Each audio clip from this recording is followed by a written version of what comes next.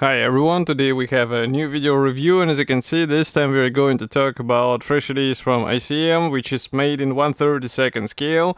And here we have quite an interesting combo of two aircraft in one kit. That's why we have the number of the kit as DS3201. It's called Battle of Malta, and what you will get here is Fiat and Gloster. So it's can be a really interesting diorama if you manage to depict them in flight just like on the box art, or you can just show them side by side. It also works, and I think it will be interesting thing to build, and well, it should be already available, so that's why I decided to take a closer look together with you and see what is actually special in this release.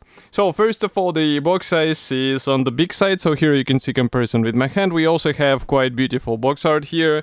And on the side you will find some information about the kit. So it's written that we have 161 parts for Fiat and also 140 parts for the Gloster aircraft. Obviously both are biplanes, as you remember from the box art. And then another question is whether we get only two marking options, so one for each aircraft, or there will be more. For this we will have to open the assembly manual, where they usually include the marking guides as well.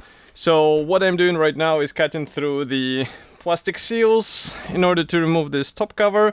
In the meantime, I can remind you that these kits were released as the separate models as well, so you can check their video review on the same YouTube channel which you are watching right now. And I also reviewed some novelties from ICM in other scales, so in case you are interested, you know where to find them. Well, the box structure here is rather classic for ICM, so if you have some experience with kits from them, you will not be surprised. And because these are two different kits, we get each kit in the separate plastic bag.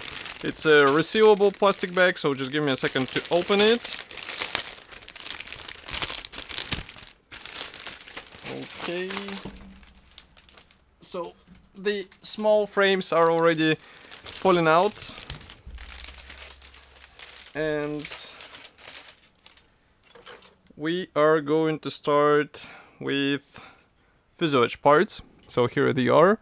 Let's flip over this sticker so that you are reminded which channel you are watching.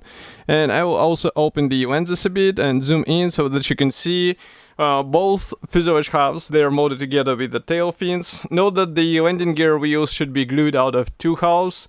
And as you can see, because they were packed together with other parts, they are slightly broken off, but it should be easy to fix. And I mean, the parts are not damaged, so that's why you don't have to fix much. It's just more of a part being loose, and it's easy to let's say get rid of it from the frame, and then you'll have to search for it.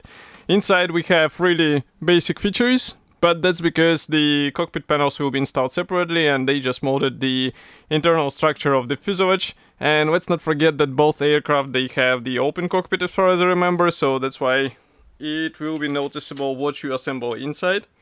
Next, I've opened this small plastic bag I was talking about. So here we have, as you can see, the clear frame. The molding quality looks fine, but for the masking you will have probably to get your own stickers. I'm not sure if this kit will actually feature the masking template. We will have to check the assembly manual.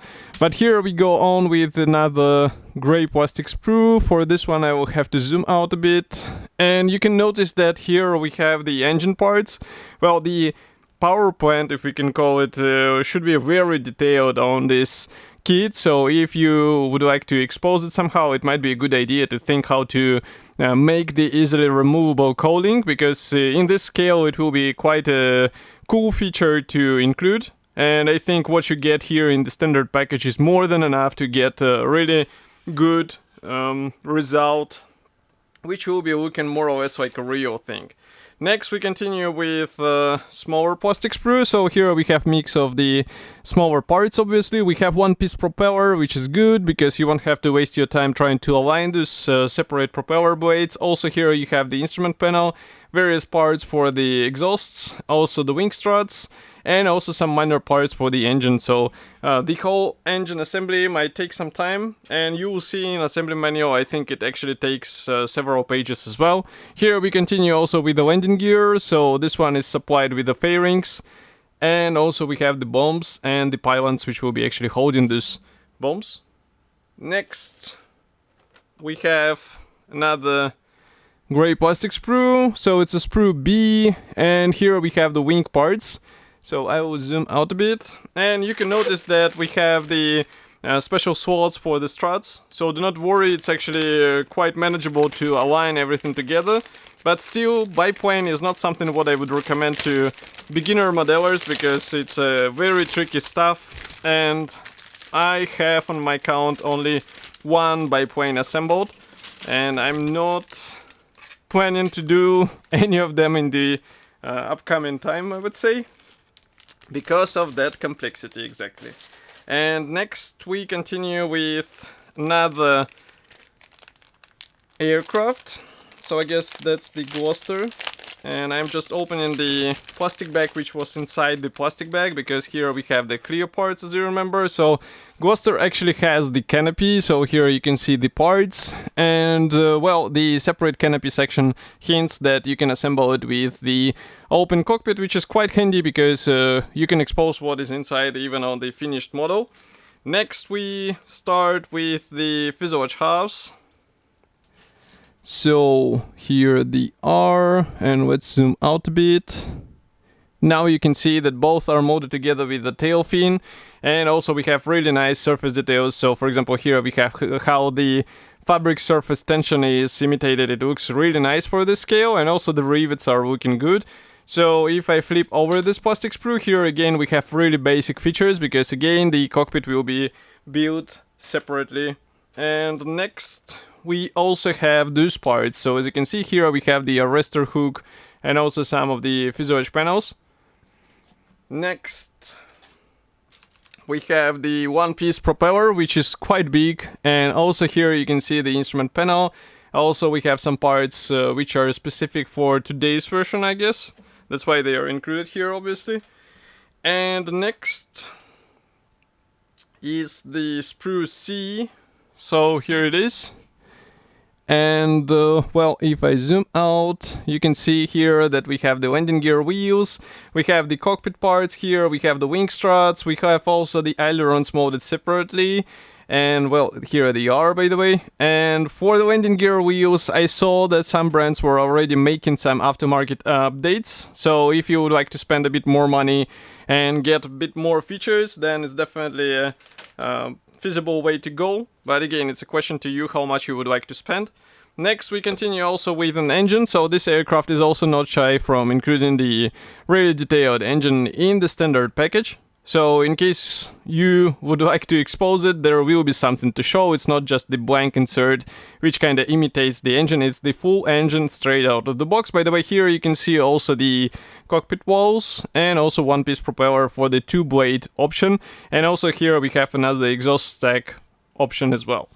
Next we have the last gray plastic sprue. I'm just checking what is here, but it's the frame B, and here as you can see we have the cowling parts, we have two wing halves, we also have the tail fin addition. It's a rudder obviously, and as you can see it's assembled out of two halves. The same can be said about elevators and tail wings, so be ready for this. And now I'm checking what is actually going on with assembly manuals. So here it's quite an interesting situation, and first I will probably show you the decals for the Gloster. So just give me a second. Here it is. Let's zoom in. Now you can see that here we have even some decals for the cockpit. We have the stencils, obviously the roundels, you can replicate them with the masks, but that's already a question on how brave are you to go this way. In 1/32 scale it might be a really, I would say, effective way to add a bit more features to your aircraft, but it's also requiring a steady hand in masking and also the airbrushing the symbols on your aircraft. So what I'm showing right now is the assembly manual for the Gloster. As you can see, it's a large brochure. I would say it's a classic format, and I think it comes from the solo kit, because here we have the number which is actually I would say attainable for the solo release, but we have inside the special insert for the today's box. So as you can see here we have the first marking option, and here is the second one, it's Fiat. So we have only two markings which are specific for today's kit, And assembly process for the Gloster, if I will manage to split the pages here, as you can see, it starts with the fuselage halves. Then you continue with some cockpit parts being installed. Next we have also some parts for the interior. And as you can see, the cockpit is sub-assembly on itself, even though it is attached together with one of the fuselage halves. And then we continue with the right side. And obviously on the next page you are joining them together. So pay attention to the alignment. There are guiding elements which will help you with this. We continue also with the cockpit doors. We have the separate tail wings, as you remember. Here we have also the canopy installation, so it should be done in a certain sequence. So pay attention to what is described here. Next we continue with the rester hook. Here we have the ailerons being installed and the top wing. The landing gear goes in place. Here we have also the air intake and also some options for the assembly, so that will be already up to you to choose. Here you can see the engine assembly. And we have also options for the assembly. I guess that will be either closed or open. We have also some different options for the cowlings, and also there is a rigging guide. We have the mask template for the Gloster, and here we have also 3 marking options. But again, it's a question whether they will be suitable, because you have to replicate the Malta air battle, and there is a certain marking option just like on the marking guide, which is included separately here. But this doesn't stop us from checking the Falco assembly guide, so just give me a second. And there also should be decals which are specific for Fiat, so just give me a second as well. Here they are. There is also no mention where they are coming from, but again we have some cockpit decals here for the instrument panels. We have some stencils, and the symbols themselves they are really nice. So here I don't have any complaints. And we continue with assembly manual. So here it is, the same type of brochure. And if I open the first page, here you can see the parts map. Assembly process starts with the cockpit, obviously. And then we continue with the fuselage halves. Then we also have to do some modifications with the fuselage parts, so pay attention to this. And you join the fuselage halves together, you install the tail wings and the separate elevators. I'm just looking how they are assembled here. Then we continue with an engine. So as I was saying, as you can see, the whole page and the second one, and here we have the cowling assembly. Next we continue also with installing this onto your aircraft, so you can assemble the open cowling version. Then the lower wing goes in place, you install the wing struts, you install the top wing, and top wing has the separate ailerons, as you remember, so here it is being installed. We have the landing gear wheels with the fairing, and here we have the masking template, so that's really cool. So both aircraft will actually get the precise masking out of the box, and here you can see 2 marking options. But again, I remind you that you should choose the marking which is included for this specific boxing version. So as for the whole kit, it looks like a nice combo in a large scale, and of course it will find its own fans. And if you would like to get one, you know where to get it, in Modelimex webshop obviously. And of course I will be happy to hear your opinion, so do not forget to write it here in the comment section below. And I will see you in the next video review as usual. Thank you for joining me today, and bye.